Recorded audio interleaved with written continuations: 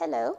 Now we move on to the topic of the menu. So in the menu, we have three subtopics. The first one is basic menu development. Next will be menu writing, and the other one is, the final one is the types of menu. So in basic menu development, first and foremost, what is your initial thought as you look on a menu card? I guess most people have their own thoughts when they look onto a menu card. So essentially, that menu card is actually a communication tool between the operator, the food service operator, and also the patron. And it is also a detailed information regarding on the food and beverage served in that particular outlet. From a menu, you can also evaluate how your outlet perform and also plan your budget. So there are three factors influence menu planning: the organizational factor, customer, operational, and managerial factor. So when you plan a menu, it must be in line with the organizational mission and goals. Although there are sometimes it conflicts the interests of the patron, the organizational must know what to achieve. For example, you need to produce high quality food, so you must use high quality ingredient in your menu items. For the customer factor, you have 4 factors in customer. You have demographics, the social cultural aspects, nutritional requirements, as well as food consumption trends and preferences.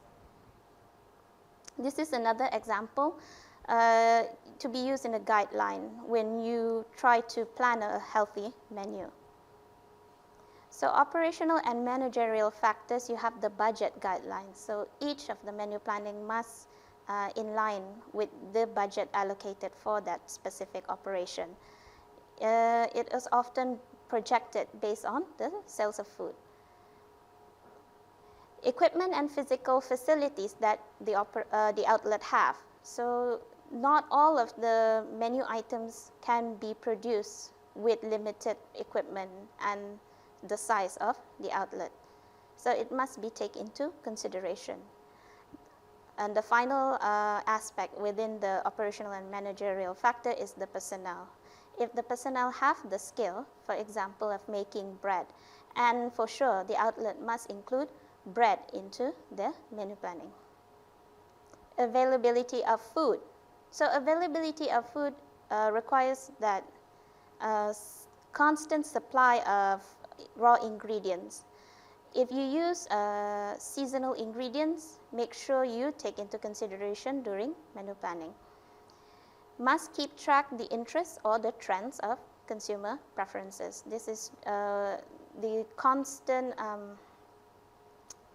inquiry from your suppliers. You ask your suppliers, what is the in-trend of menu items? Style of service. So service influence the food selection and the number of choices on the menu. Is it self-service or is it table service? So menu patterns, exactly that in any outlet or food service operation, we have 3 main meals per day, 3 main meals, which is breakfast, you have lunch, and you have dinner. So you plan based on that specific time. Breakfast, what do you serve? Lunch, what do you normally serve? And dinner, what is the appropriate dinner items to be served at that particular time? Food characteristics and combination. This is also a must during your menu planning. So you have to know how to manipulate sensory and the aesthetic appeal of food. The combination of textures, shapes, and colors and consistencies is also regarded as important, as it will actually become an effective merchandising tool for promoting your product, which is the food and the beverage.